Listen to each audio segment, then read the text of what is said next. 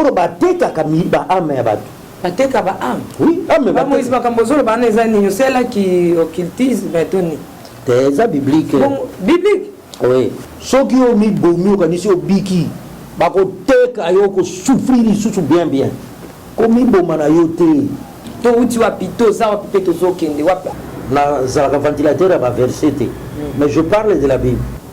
Mais pour vivre heureux, il faut que tous samibe que zali dans l'ancienne alliance, ndoko zala malamu na mokirio. On dit que zala enlever église en on dit au kendelo là. On dit que zala dans les airs. Parce que pour le moment c'est Satan qui est dans les airs. Le roi a mis à 6000 ans. Jésus revient bientôt. Maranatha. Sauve qui peut. Tobi qui soya kokoka komi bikisa. Yoza na église na kati ya corps de Christ. Na kati ya mosala nzambe. Omemaka mokumba mon côté. Okotekama. C'est quoi ça sacrifice? Oza sacrifice. Bandoki bazwa kokota batu mususu bakolia yo. Bakodame yoko.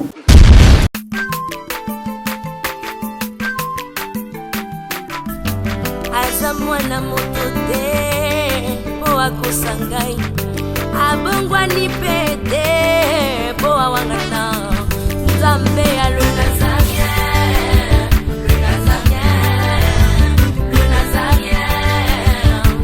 ayebana kitoko koma mokondima atako babakolaki mafuta na mosakolima lelo yayo bolingo ebatelile Nazareth lipamboli oyo emonanaka te mpeni mama kantelobi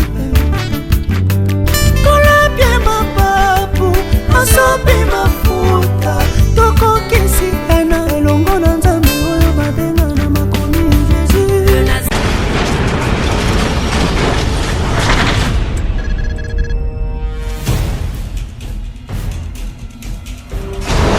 Naolia bakiti na ba mesa.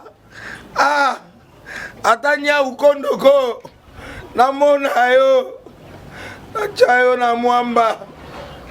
La minito na kata pena katikata saga fufu. Oui. Allô, est-ce que tu bonjour. Boni.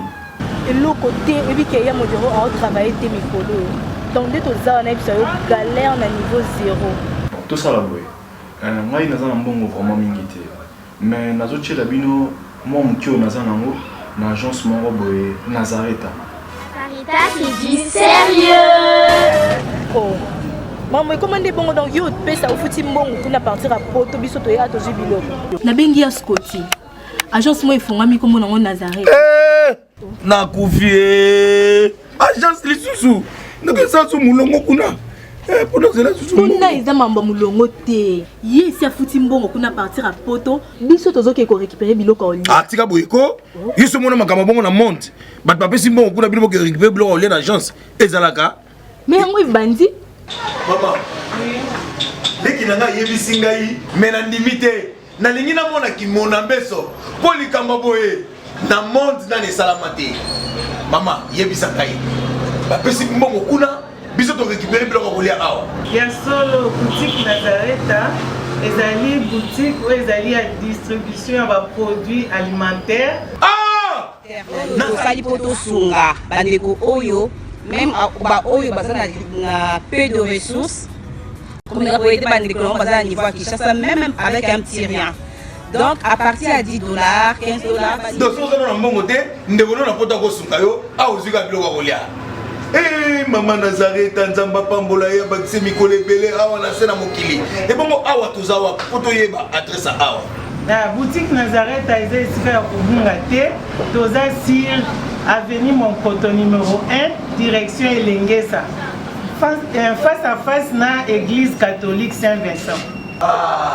Direction Elengesa, Monkoto numéro 1, à face de l'église catholique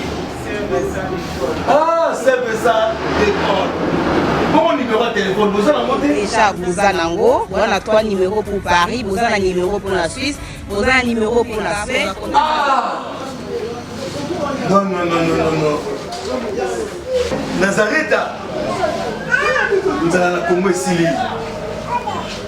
Julia, ngana kangisa kia fufu.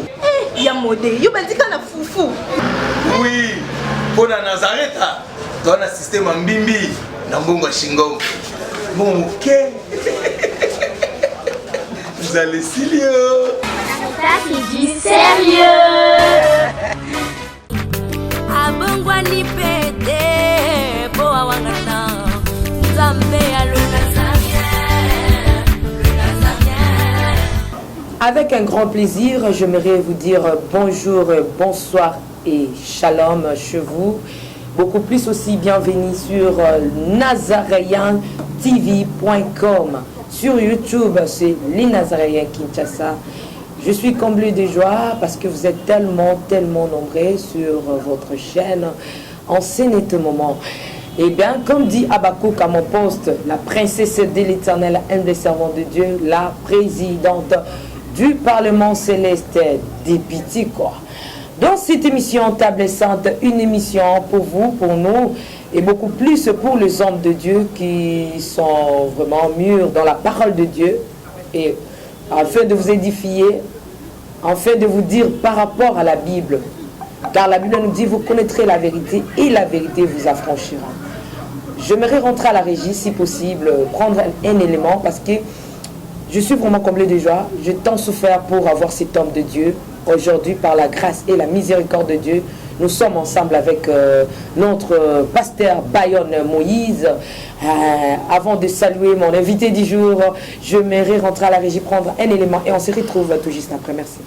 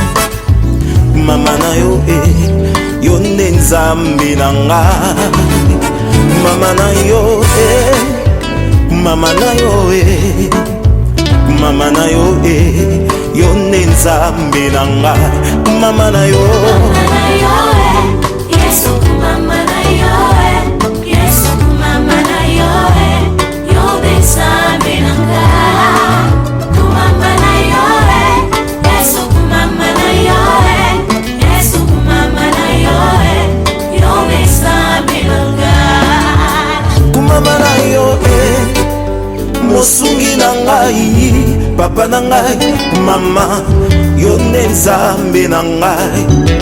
Olakisi nga bolingo na yo, ngai nakobomba te. Mama na yo, yo makasi na ngai. Mama na yo, Yesu na yo, papa na ngai.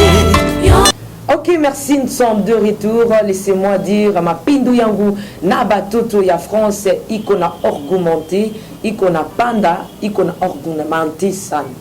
La princesse de l'Éternel aime le servant de Dieu, la sœur Tiffany Mokwa. Je pense qu'on est bel et bien ensemble avec les amis, les serviteurs de la France, Canada, Texas, Allemagne, Afrique du Sud, partout dans le monde entier, Hollande, Finlande. Donc on est ensemble, il n'y a pas de souci. Je disais tantôt que je suis avec l'homme de Dieu, que j'ai tant souffert, bien aimé dans les Seigneurs, à la recherche de cet homme de Dieu, le pasteur Moïse Bayonne, qui est aujourd'hui avec nous sur ce plateau, afin de parler sur ces grands thèmes, hein, les temps de la fin. Donc les temps de la fin, avec ces grands hommes de Dieu, parce que Ngonga Tokomi, c'est un peu difficile. Mais je regarde un peu mon invité pour dire bonjour et shalom, l'homme de Dieu. Oui, bonjour maman Tiffany, soeur Tiffany, si vous voulez. Comment vous allez? Je vais très bien par la grâce de Dieu. Comme vous le voyez, nous sommes en bonne santé, de la tête aux pieds. Je pense que j'ai dit la vérité, hein, parce que Jésus disait toujours en vérité, je vous l'ai dit. Moi, la sœur Tiffany, j'ai tant souffert pour vous recevoir. Bon, ça dépend hein, de ce que vous dites, parce que, n'est-ce pas, moi je suis aussi occupé à faire le travail de l'État, hein, okay. À faire le travail de l'État, et que quand il y a une fourchette de temps, je me permets d'être dans l'œuvre de Dieu, mais n'empêche que les jours fériés, le dimanche, et je suis à l'église, si c'est mon jour, je parle au peuple de Dieu, et ailleurs, sur d'autres cieux, nous avons eu parler à la radio, surtout à la radio, partout où nous sommes passés. Et j'aime mieux ne pas paraître et laisser Christ paraître. Mais aujourd'hui, tu es avec nous au sein de les Nazaréens. Exprimez un peu votre joie. Oui, ben, c'est ce que je ne peux que dire, hein, parce que les Nazaréens, nous y sommes depuis longtemps, bien que nous soyons dans l'ombre, nous essayons de suivre les Nazaréens pendant toutes ces années. C'est la 4e année que je sache. Ouais, nous sommes avec les Nazaréens, nous suivons les émissions et tous ceux qui sont passés. Et nous essayons de prendre ce qu'il faut prendre et laisser ce qu'il faut laisser. Nous ne sommes pas là pour juger les autres, mais il que chacun apporte ce qu'il a dans l'œuvre de Dieu. D'autant plus que nous savons, Christ n'a pas donné un pain entier à quelqu'un. À ses disciples, chacun a eu sa part. Et la part que j'ai, je peux partager avec ceux qui ont eu d'autres parts. Et ainsi de suite, nous sommes en train de manger chacun apporte ce qu'il a eu. Je pense qu'aujourd'hui, c'est la réciproque avec vous. Les gens vont prendre ce qu'ils peuvent prendre et laisser ce qu'ils peuvent laisser par rapport à le message que Dieu t'a donné pour transmettre aux enfants de Dieu. Ouais, pour aujourd'hui, nous verrons ce que le Saint-Esprit mettra en nous. Par notre bouche, nous allons dire ce que nous pouvons et nous espérons que nous saurons garder la voie, pour ne pas dire la doctrine chrétienne. Okay. Merci. Comme j'étais en train de signaler que notre thème d'aujourd'hui, la fin de temps. Comment vous jugez un peu ces thèmes que nous avions choisis pour aborder avec vous, l'homme de Dieu? Vous savez, moi, c'est toujours autour de ces thèmes-là que j'aborde, que j'enseigne, parce qu'il n'y a pas autre chose que nous puissions encore dire au peuple de Dieu, sinon, sauve qui peut, SOS, comme on dit, sauvons nos âmes, et que ceux-là qui peuvent écouter le cri, qui peuvent écouter les sons de la trompette, qui puissent, n'est-ce pas, sauver son âme. Que chacun puisse sauver son âme. Parce que vous savez que l'homme, à part le corps, il a l'âme, il a l'esprit. Et que comme l'âme est attachée à l'esprit, l'esprit qui est éternel, c'est bien qu'il sauve cette âme qui va rester éternelle parce qu'elle est attachée à l'esprit. Voilà pourquoi nous crions, sauve qui peut, pour que chacun puisse quitter le chemin, parce que nous sommes au soir. Les temps du soir, on ne voit plus clair. C'est pourquoi j'ai le temps aussi de suivre certains serviteurs de Dieu, que le berger Louchik, que je salue souvent, que je suis souvent, je salue en passant, et d'autres serviteurs de Dieu, qui ont presque la même doctrine de ramener le peuple de Dieu à l'église au corps de Christ. C'est pourquoi, comme nous le savons, nous sommes au temps du soir, et au temps du soir, nous avons vu que même le peuple d'Israël, au temps du soir, ils ont réclamé à manger d'autres choses que la manne, et on leur a donné la manne de la rébellion, qui sont les cailles qui tombaient le soir, et cela fait que d'autres en sont morts. Vous savez. Voilà.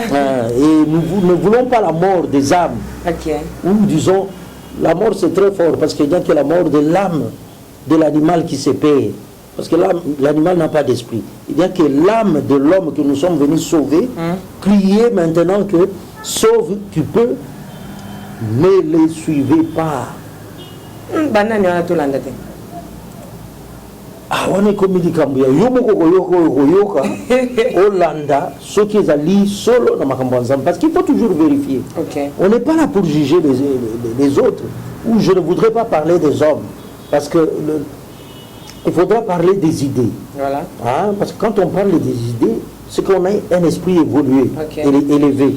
Parler des hommes, c'est pas important. C'est pas important. Voilà. Rappelons peut-être Parce que nous ne savons pas qui est déjà sauvé, qui ne l'est pas.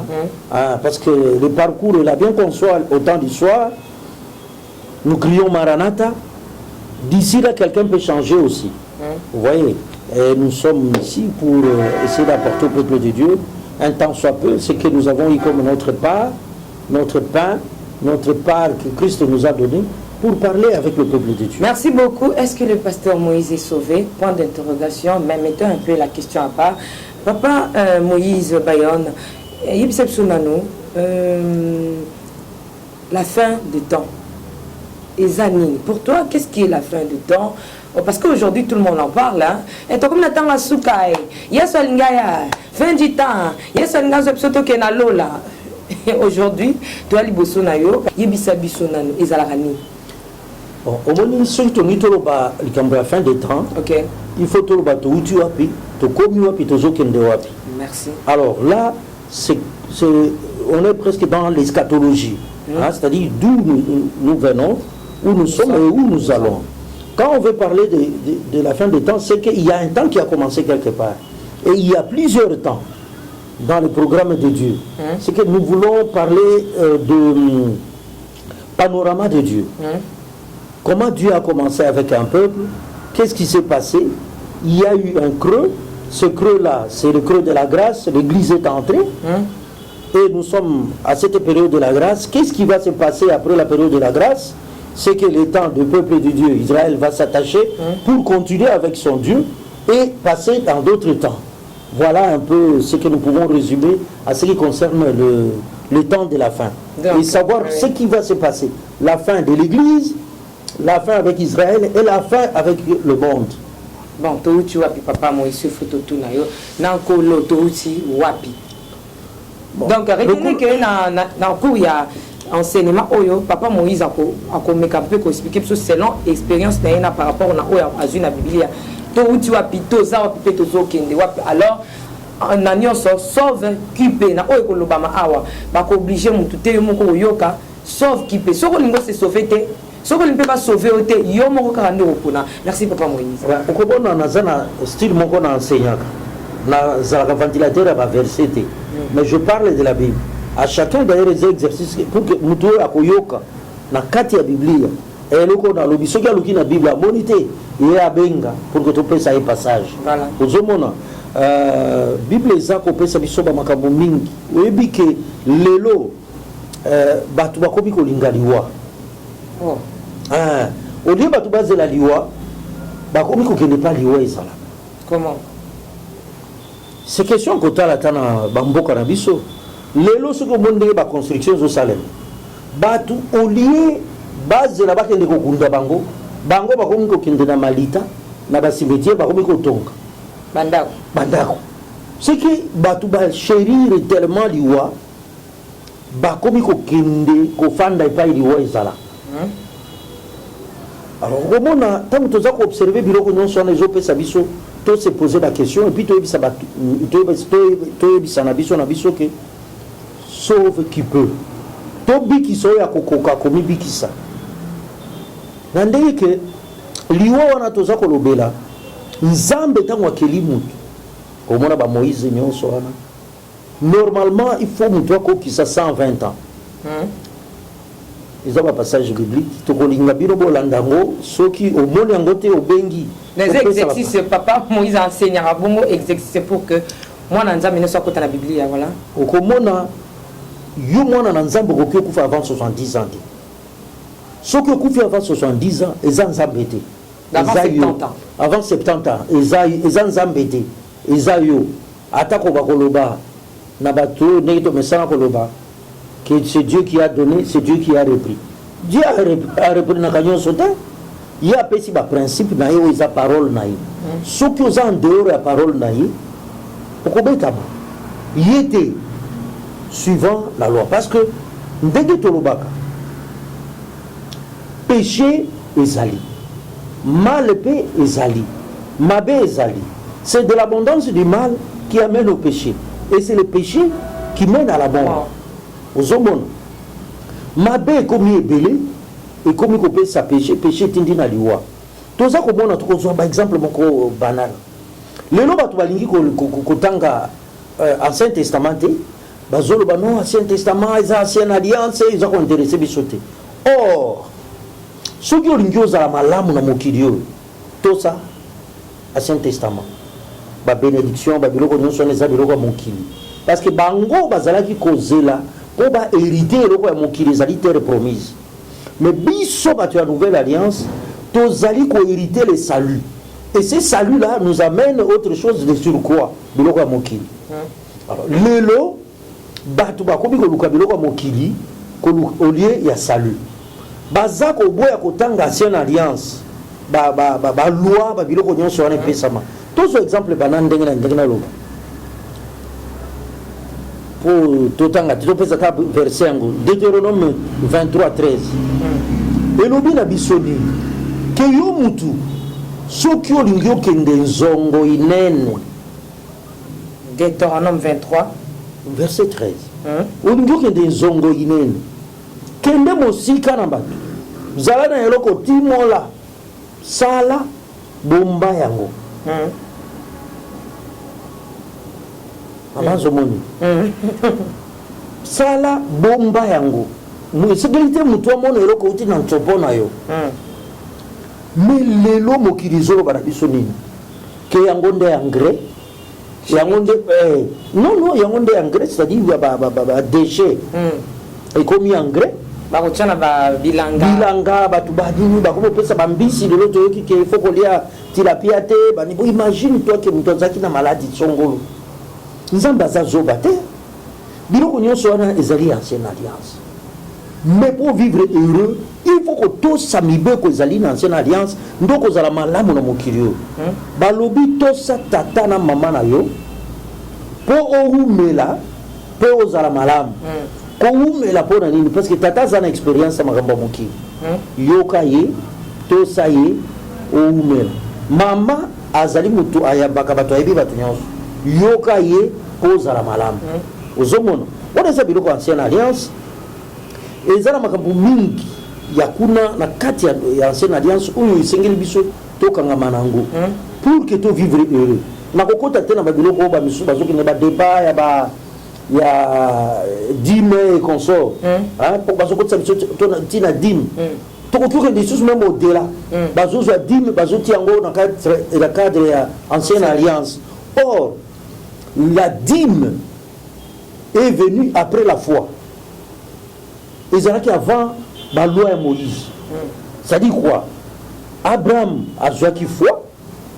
Na foi na a appelé dîme. Ce qui est beau, il dit ma foi. Ou bien ma dîme, boya foi. Ou bien boya Abraham.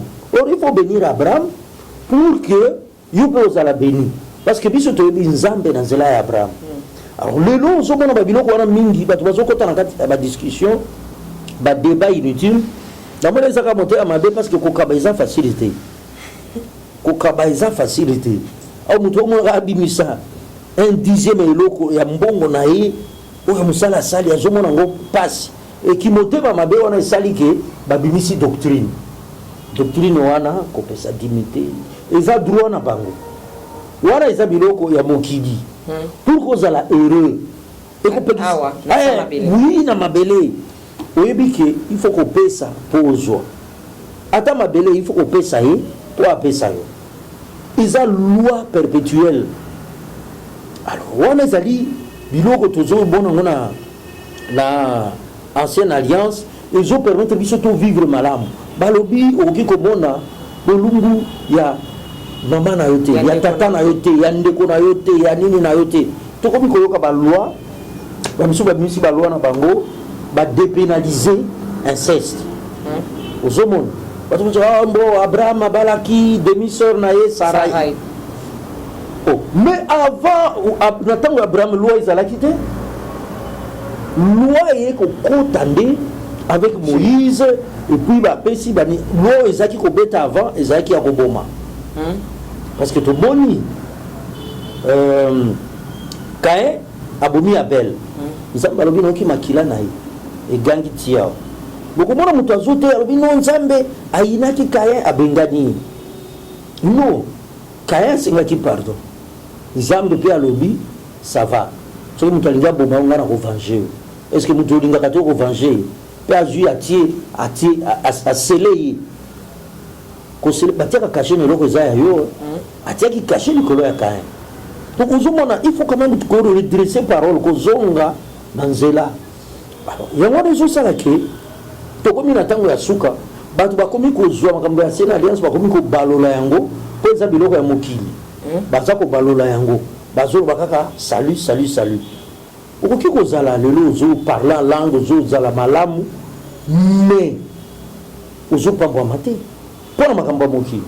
Alors moi je pense que biso tozolobela mingi kosauve âme ezali mpona lola mpe akoloba te biso tokokende kovanda lola wana mpe eza baenseignement il faut okorige mokolo moko te moto akolongwa awa ake na lola. Ça c'est un enseignement que tu banzi il faut tozongisa mpe parce que ntango tokolobela baparti ya temps omoni temps ya baprophète c'est-à-dire ya baprophétie avec Israël temps baprophète tokokoma na temps ya grâce oyo biso toza nango ya église tokoleka wana tokozwa ngo na cadre ya temps de la nation parce qu'il faut nzambe akende ti na temps de la nation ekokoma na temps ya tribulation la petite et la grande tribulation. Je pense que tu peux expliquer tant qu'Israël a kotikala église a kozala enlevé pe ba bakotikala bakovivre makambo bakovivre avec l'antéchrist tokolongwa wana tokoya kokende na temps ya millénium de 1000 ans pa mutu mususu comme millénium ekomi eloko mususu temps ya 1000 ans bamisusu babenga millénium bamisusu babenga nde bakobenga mais wana nde eza panorama nde epai tozokende mpo tunaki nga touti wapi voilà nazo biso touti kuna na Abraham na badime na ye na foi na ye aye akotiseli bato ya Ancienne Alliance lokola bato ya Ancienne Alliance nde balakisi biso Yesu tokoti na akotisi yango mpe na biso il faut tocontinue nango et puis tokokoma ndenge nazoyi biso batemps wana temps de la grâce temps ya tribulation et puis tokokoma na temps ya 1000 ans millénium ça koya kofete dans Israël tant biso tokozala enlevé église yango na obi tokende lola te obi tokozala dans les airs parce que pour le moment c'est Satan qui est dans les airs. Merci papa Moïse na moni outi otalisa biso bisika touti na abalayama oazali koko na biso to papa na biso kati na kondima na balwa na ye na makambu na ya zalaki na parce que andimela ki Yesu par nzambe par la foi donc andimi tout ça aye na biso na ba makamne mibeko tout ndenge zaki amemi biso pour que makamwana et kotatiko na nouvelle alliance. Mais papa Moïse na lingina tuna kaka tozana likambu ya la fin des temps baike belé bazomona kaka ke ngonge ezali botika ngana mela nzamba ko ya lelo te. Est-ce que papa Moïse ya solo penza ezali na ba calcul oyo bana na nzambe esengeli bayeba pona ko simba malamu ete po to mona kata amuta peso rendez-vous na ko ya na 12h otala tokomi herni tokomi na 11h30 te na montsio na kelemba na zongi na koya okuta na 12h30. Est-ce que papa Moïse par rapport ya ba calcul ezana ba calcul moko oyo bana na nzambe lelo bakoki ko simba utamela epa ya balayama ndongo totanga Abraham est-ce que ko banda na Abraham kino tokomi mokola lelo oyebisa biso ni tokoki ko simba par rapport ya temps. Merci Sœur Tiffany. Oui bien ça la basali ya nzambe nsusu bapesa kango kutu kitoko koleka biso koyebisa biso te soki totali ngonga oyo par rapport na Bible tozotala kobanda na Abraham toyei kokoma ti tolongwe na Abraham toyei kokoma ti na Noé toyei kokoma ti na Jésus David toyei kokoma ti na biso oyo tozali awa eza na baétape nzambe apesaki donc nani na biso il y a certaines personnes qui connaissent mieux que nous basi balobela bon peut-être que les autres n'ont pas eu le temps de suivre ça donc on a par exemple que celui tozui depuis Adam jusqu'à Abraham ça fait 2000 ans. Adam à Abraham ça fait 2000 ans. Batant on garde ça koloba ezali batant biblique aux hommes parce que tokoki peut démontrer que ba australopithèque ba existaki mais on a débat les lotis. Parce que des fois les gens veulent amener que la science est la Bible. C'est faux. C'est la même chose. C'est question d'avoir. Tu viens de quelle école? Aux hommes. Parce que la Bible, c'est la vérité. Parce qu'on a suivi des enseignements sur la démonstration scientifique. Il y a Bible. Pose à la science, il y a Malam, il faut Biblia. Oyeba, mingi ba secret mingi autres na Bible. Okomona même ba loi ya mboka na biso, uti na Bible. Ba constitution, ba puiser kaka na kati ya Bible. Donc pour revenir à Kolobake, d'Adam à Abraham, nous avons 2000 ans bibliques. Ce qui ont eu d'Abraham à Jésus-Christ, ça fait 2000 ans. Ok? Ceux qui ont eu de Jésus à nous, ça fait 2000 ans. Troisième millénaire. C'est vrai, Yuda, hébreu. C'est vrai, il faut que tu quand est-ce qu'il faut qu'on ait hébreu? Quand est-ce qu'il faut qu'on ait israélite? Quand est-ce qu'il faut qu'on ait juif? Quand est-ce qu'il faut qu'on ait israélien? Ce qui est important, mais pour le moment, je suis hébreu. Bon, hébreu, ne pas aller na boum. Par contre, na boum na Égypte. Israélite, Israélite. Bango kaka, mais bazo changer.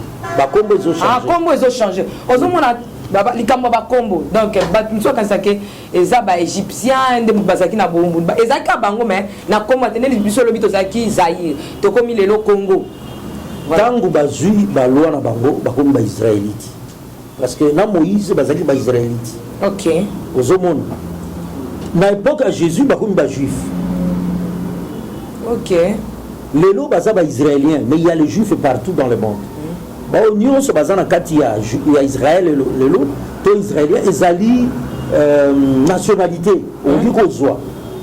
Parce que les lots, ils ont Falacha, au Bazali, Ban, il y a Salomon, Azoki, na reine de Saba, reine de Seba, ou de Saba, comme vous voulez. Ils allient peu, Bango, les lots, Bango, comme juif. Ok. Peu qu'on vende en Israël, comme israélien. Les lots, on a la nationalité israélienne. Nous avons juifs, mais on a la juif, on a israélien. On a comme un dossier. Tu as comme déjà 6 000 ans. Alors, le lot, on a 6 000 ans. Hébreu, Salaki, 430 ans. Mais nous avons Abraham, 400 ans. Si vous avez matabis, le matabis, tu comme il a 6 000 ans. Or, na 6 000 ans, on tozali. Dès que Zaboy, Kobanda Adam, qui nous a bisika tozali, les lots bisson, dès que tu vivre dans mon kilo, on a monté, tu as 6 000 ans. Tu as 6 000 ans bibliques. Parce que la Bible a dit un jour, il y a 1000 ans. On a vexé Papa Moïse. Pardon, Papa Moïse, mais ça, il faut pas vexer pour écrire, douter, tout ça, puis dans bébé spirituel, Papa Moïse. Ça, dans 2 Pierre, 3 weeks. 2 Pierre. Alors, il y a un verset, c'était pour Bango Baluka. Ou bien, tant que poser question, les a bibliques qui étaient sur passage. On comprend que Balanda qui est. 2 Pierre 3, 8. 3, 8. Tu vas dans 8, hein? Mais il est une chose, bien aimée, que vous ne devez pas ignorer. C'est que devant le Seigneur, un jour est comme 1000 ans. Et 1000 ans sont comme un jour. Donc, 2 Pierre 3, 8. Dès que 1000 ans, ils ont égal, il y a un jour, et puis un jour, 1000 ans et pas un Zambé. Ce que Papa Moïse dit, c'est 6 000 ans. Donc, on a le 6e jour. 6e jour. Or, ce qui est total création, le 6e jour, quand on a le moto, à Péminaï. Donc, on a le 7e jour. 7e jour, on a l'église, on a parti à 6e jour. Israël a reconnu le 7e jour. Vous comprenez? L'église a enlevé le 6e jour. C'est pourquoi on a la création, ce qui total, il y a 4e jour. Nous avons battu la kini. baluka eloko nzambe akelaki na 4e jour. Na 4e jour. Wana Genèse. On a Genèse 1, je pense 14. Hein? Oui, 14. 14. Au moment où on nzamba akelaki na 4e jour. Ah oui, boye. Donc basali nzamba sali moi sanza na mizoto na 4e jour. Or, ce qui est bon na 4e millénaire de Christ a côté la création. Parce que d'Adam à Jésus, ça fait 4000 ans. Oui. Biblique. Oui. D'Adam à Jésus, et ça là qui 4000 ans. 4000 ans. Voilà. Donc c'était le 4e jour. La lumière est entrée dans le monde, l'étoile brillante du matin, le soleil, le vent, tout ce que vous voulez. Jésus-Christ est entré dans sa création. Parce que c'est la première fois aussi que Dieu entre dans sa création. Merci. Parce que Nzamba tika la kokota na création na été depuis avant Jésus-Christ. Azalaka hors création. Mais parce qu'il y a que la qui mokili. Tant que ça que la mokili ya zalaki. Non, c'est-à-dire que non, nazola qui ça qui en dehors de la création a créé les cieux, a créé l'invisible et le visible. Mais il y a ça qui kuna. Le roi Batobatia qui mbamba. Parce qu'il a créé qui le monde invisible, toujours dans les cieux, avec les anges, chacun avec son rang, avec sa gloire. Avec sa gloire, parce que chaque ange a sa gloire. Mais il a placé des choses là-dedans. Parce que voilà, comme il sous la deuxième sous. Il a placé des choses là-dedans. Il a placé son trône, il a placé son nom, et il a placé sa gloire. Que les fils devraient entrer dans le monde visible et aller hériter cela. Parce que il n'a pas besoin d'un trône pour s'asseoir. Dieu est esprit. Mais il a fait cela pour que les fils viennent hériter. C'est dans la Bible. Parce que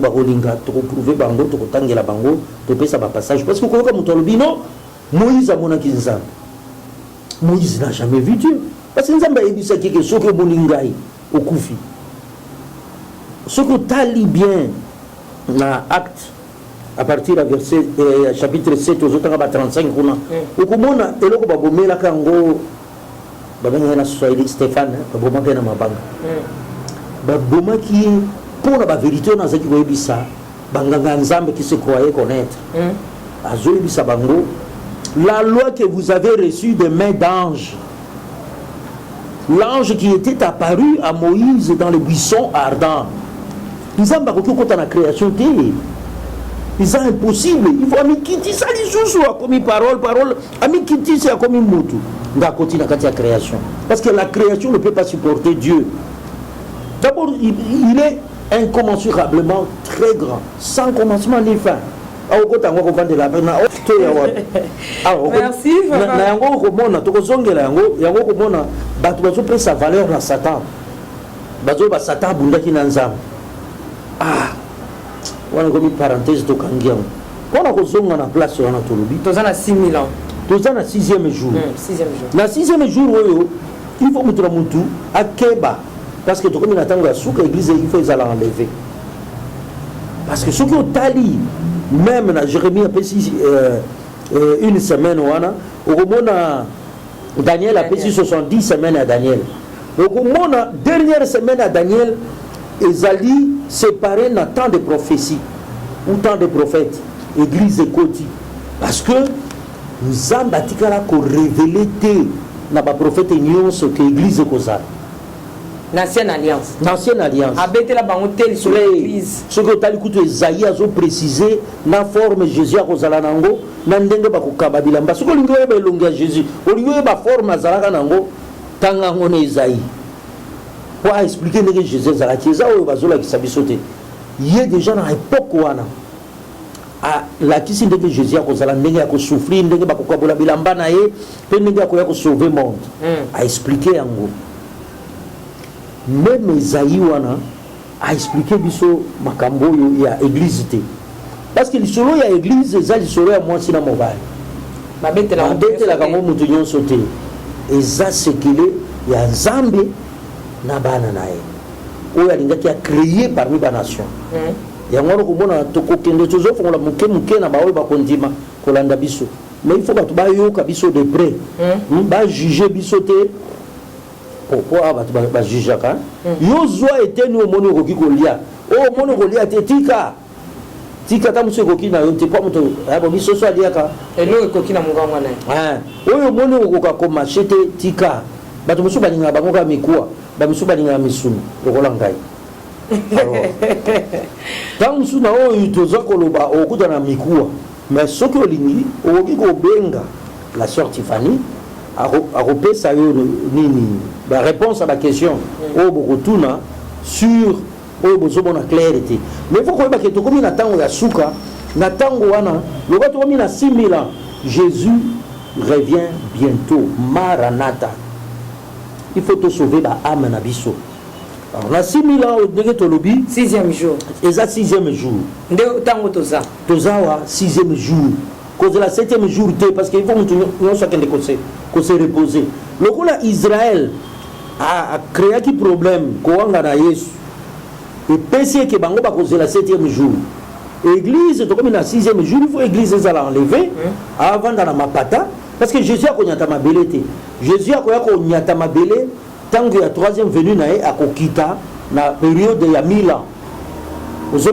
Parce que la période de tant que la trompette Kobeta, waka liboso ko la première résurrection, bango ba kokende. Après biso autres za ba santo, je pense que Nzambe tozo bondela. Boni mo santo asunga biso, les la prière en tous les jours pour que chers et faibles.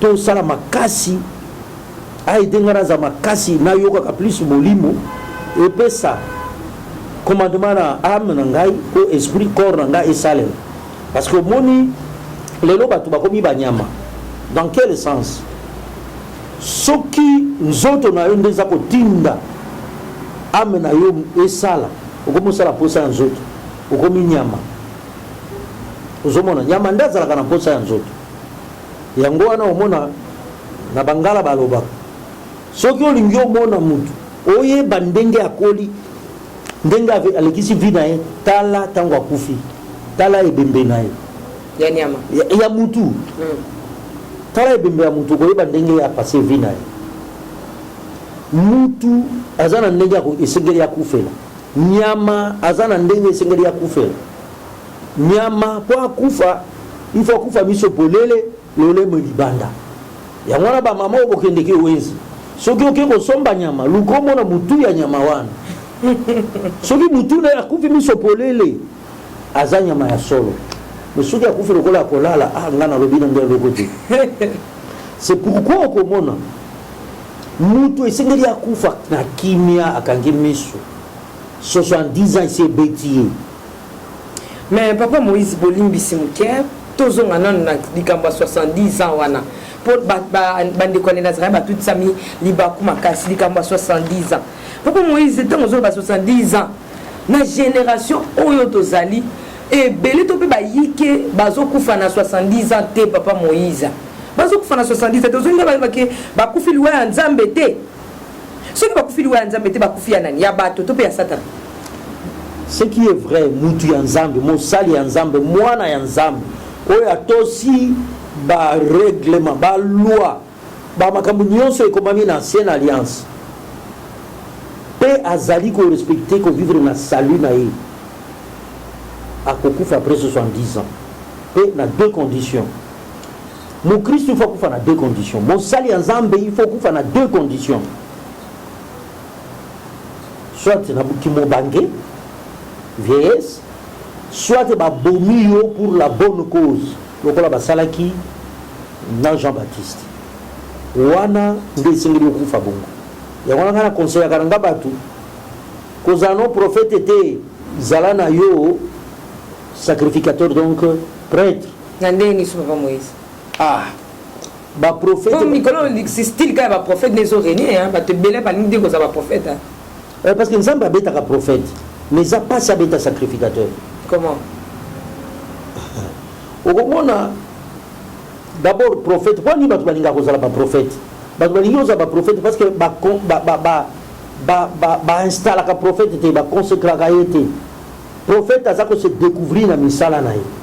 yango komona bamama mingi balingi kozala baprofetese mais pour ozala mosali ozala un des dons de Christ parce que Christ aza na badon na ye mpe Saint-Esprit aza na badon na ye badon ya Christ ezali les 5 ministères pour kozala na 5 ministères il faut basala à part prophète mais ezali malamu kozala na don ya prophétie mutu nyonso aza na don ya prophétie aza prophète te don ya prophétie ezali mpo ya kozongisa bato na nzela mais prophète azali mutu oyo azali koganga mabe nyonso ezali kosalema liboso ya miso na ye eza droit na ye devoir na ye kodécrie yango mais na période oyo biso tozali un vrai prophète il faut azala na prison ouais so nde toza moto ya prophète baza na prison te liberté motu to aza na ye libanda seke tona baprophète te papa Moïse parce que prophète aza kodécrie mabe nyonso ezala ya basali ya nzambe ezala ya baautorité ya mboka prophète alobaka yango wapi kufa na ye yaka yango wana esengeli kozala na yo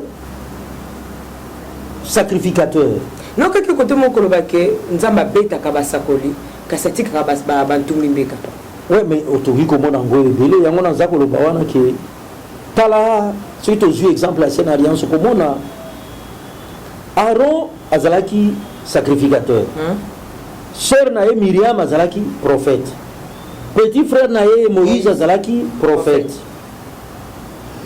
mais tangu Miriam na Aaron d'abord tukobanda tangu Aaron basali nini vodo nzambe abeti ete abeti bato mosusu la Aaron sali vodo loko azalaki motumbi mbeka bakobeta ete nzambe asimbi na ye te tangu nani batongi Moïse mpona mwasi moto moindo wana ya balaki Moïse abalaki mwasi ya moto moindo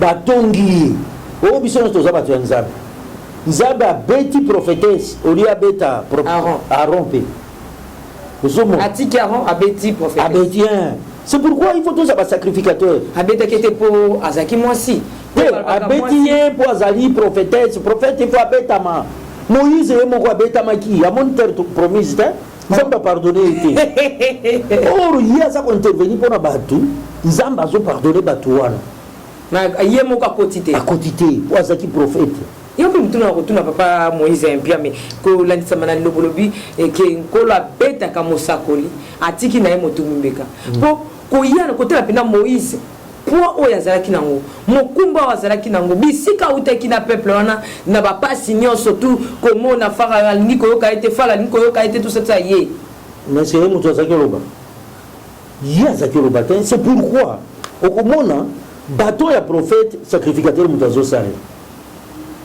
bato ya Moïse babengaka yango bato ya Moïse lisusu te mais eza na kati ya arche babengaki yango nini les bâtons d'Aaron fleuri et pourtant ezalaki bâton ya prophète mais komi bâton ya sacrificateur donc sacrificateur azwi bâton ya prophète sacrificateur akokufa te soki yo ozosalela nzambe kati na solo na ta na kati ya église ifosala soki ozosala te okokufa donc sacrificateur oyo ozoloba ezali nde mosali donc mutu nyonso to ozalaka na kopangusa église oza wana okombolaka église osimbaka mbongo offrande ya église oza sacrificateur parce que Christ a fait de nous un royaume de sacrificateurs papa Moïse oui mais soki oyaka na église otalaka na yo kaka bato mais c'est pourquoi je bénis encore l'homme de Dieu ozomona mutu nyonso azomema charge te aza sacrifice na ndenge ni papa Moïse po soki oyo na église ozosala na église oza na mokumba moko te donc oza sacrificateur te oza sacrifice fo batumba yo ah oui oza moto bakoki osacrifie facilement na bandoki oyo baza kokota wana c'est pourquoi komona ndenge Yesu ye moko amemi mokumba ya kurusu na ye olie batika yake de nango soki akomisaka ngo kuna na Golgotha il avait de fortes chances à koufater parce qu'il a remarqué sacrificateur. Il fallait avoir mon combat na apesa na mutu. Mutu azanga ki roko kosala, azalaki sacrifice. Amemi mo kumba ya Yesu, amemi mo charge wana, a commis ce sacrificateur donc à Biki. Biso to comme sacrificateur, Jésus-Christ a se débarrassé na charge na a commis sacrifice. D'où à qui pour la sacrifier. Na eloko ba memela qui est kurus. C'est pourquoi comme on que dans ça expliquer bien na likambo ya o Biki saki Isaac. Hein? Isaac baye na papa na ye Abraham pour sacrifier. Abraham peut a commettre erreur. Ya ko zoba koni comme misango Isaac. Isaac a longo sacrifice a comme sacrificateur pour amener mokumba. Donc a kokufa te. Yoza na église na kati ya corps de Christ. Na kati ya mosala nzambe. Omemaka mokumba mon côté. Oko tekama. Osala évangélisation te.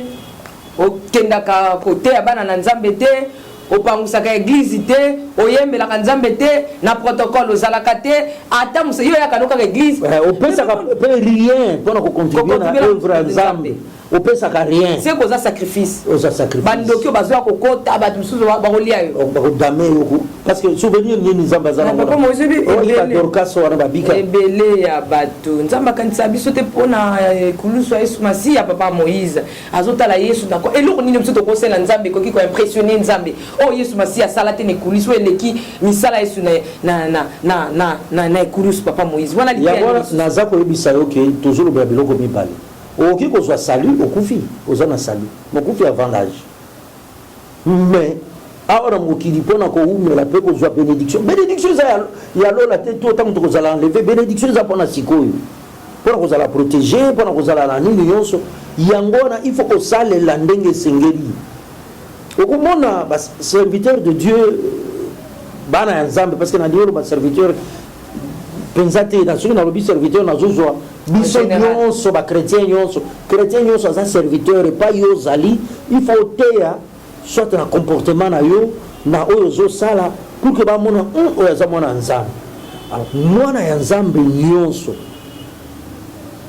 okoki ko perdre corps physique na yo mais âme na yo eza attaché na esprit des alaka éternel nyama azaka na esprit te soki akufi âme na ekufi parce que nyama azana âme mutu azana corps nzoto biso tozana ngo ezana 5 sens toyekola ki yango na anatomie pour ko kota nga contact soit toyoka nga na solo soit tokomona nga soit okoyoka na simbio ozomona wana ezali ba sens ya nzoto physique nyama pe azaka nango tous les 5 sens 5 sens wana zanango a développer kosim toucher nyonso ya bona biso ya lingala ba sens wana tobenga kango koyoka à part kotala na yoki solo na yoki moto malili moto na yoki molunge na yoki nzembo na yoki za ba sens ya nzoto mais na niveau ya âme mutu azalaka na 3 sens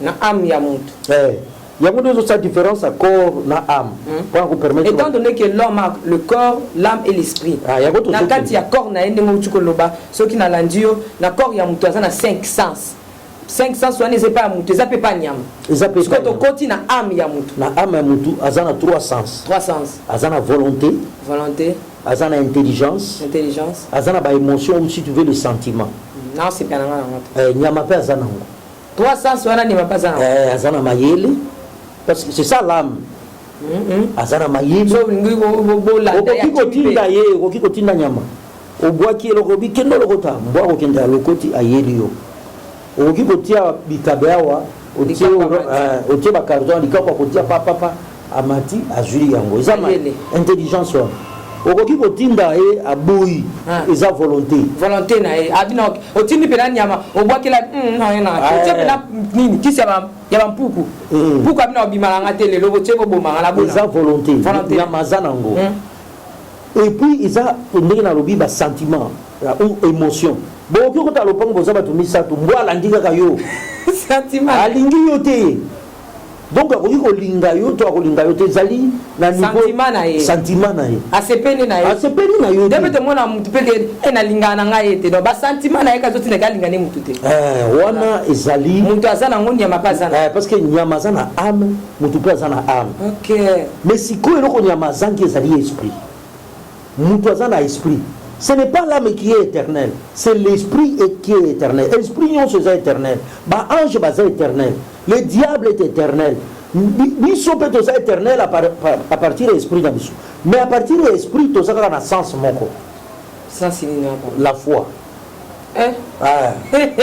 Nyamazana kondimate. Ke na robika lobi. Wana za yete. Siko poto koma na ngwe koma kana ndenge nini.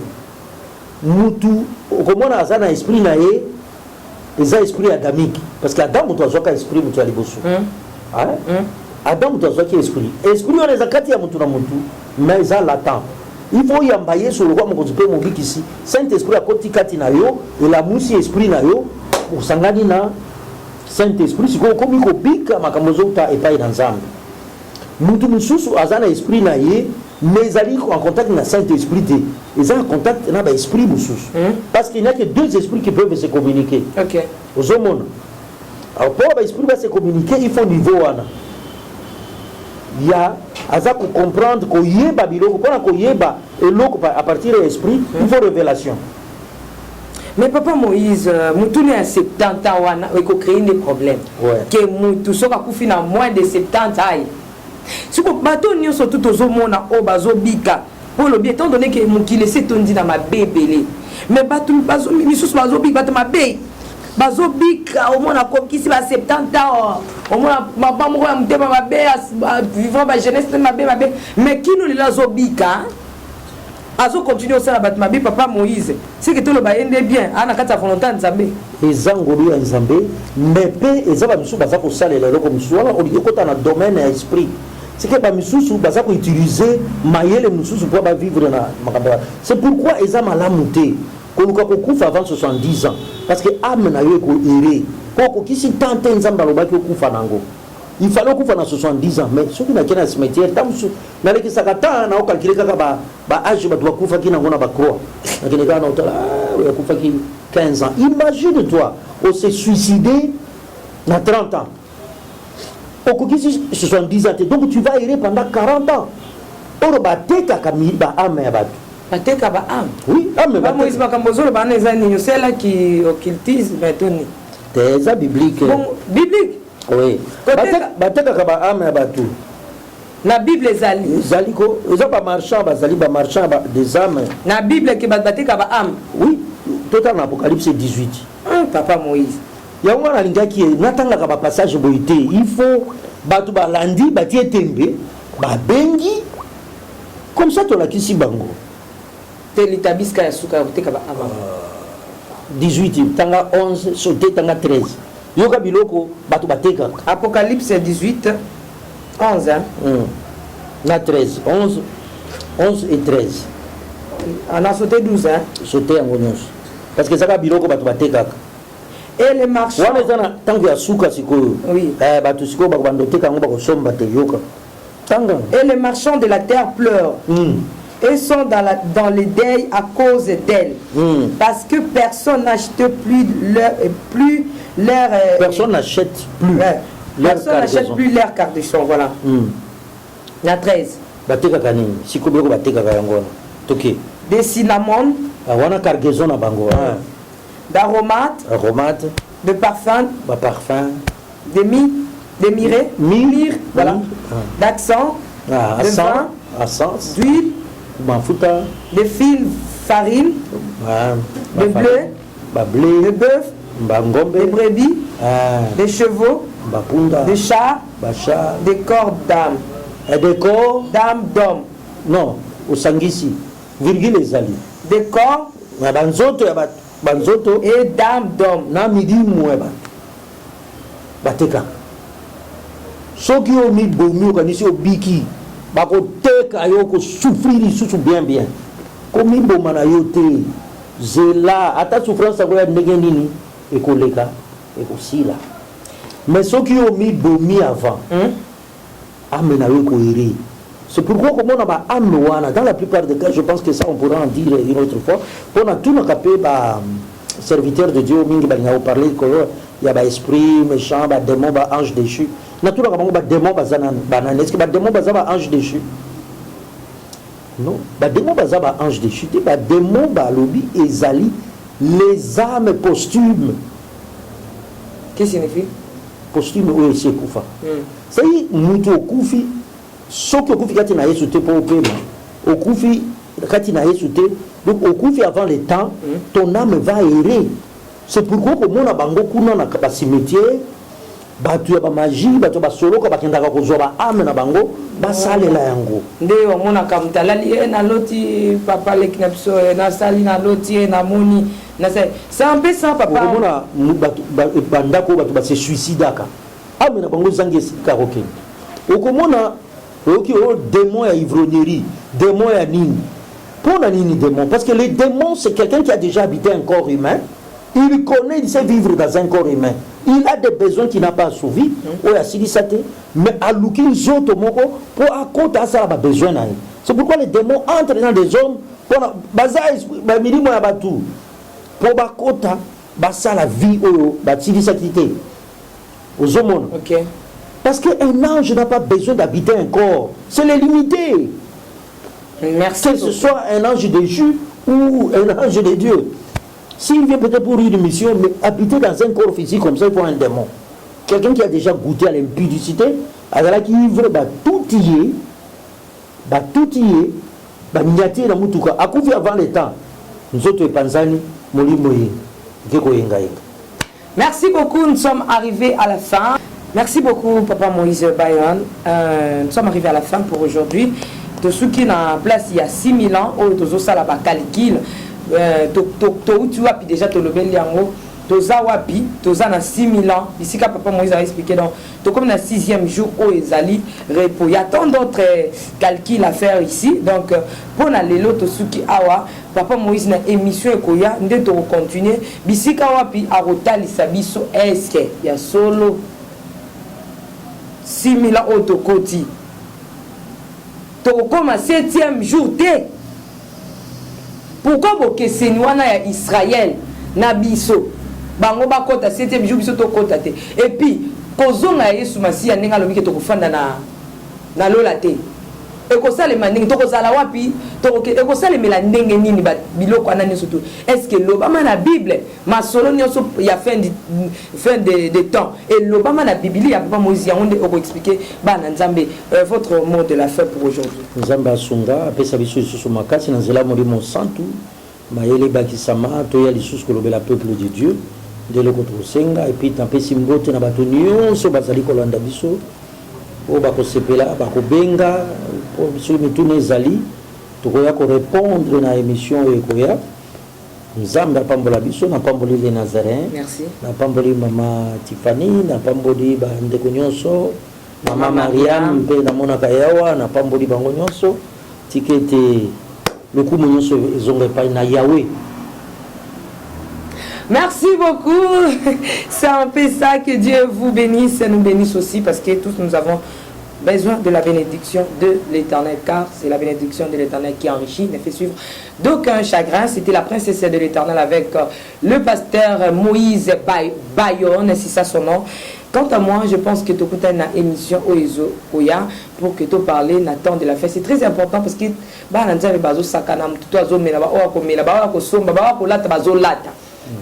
papa Moïse habite comme le 6e jour. 7e jour en 2018 et 2020. Maman, merci beaucoup. Hein? Tu comprends que nous avons sali sabango pa bakufa bien. Oh. Nzamba ose sa bakufa. Sokolingo mela. Nzamba ke petit na mela. On est comme prochainement. Merci. Ne ratez pas que makambo sala kalem seza on nzambe mta otinda osala. OK, nous on passe 10-10. Nzamba biso so. Eza bongo papa. Olingi ona zana basi 15-15. Nzamba otindi kwa bongo. Yo pamba kanisi chance. Merci beaucoup. Ciao.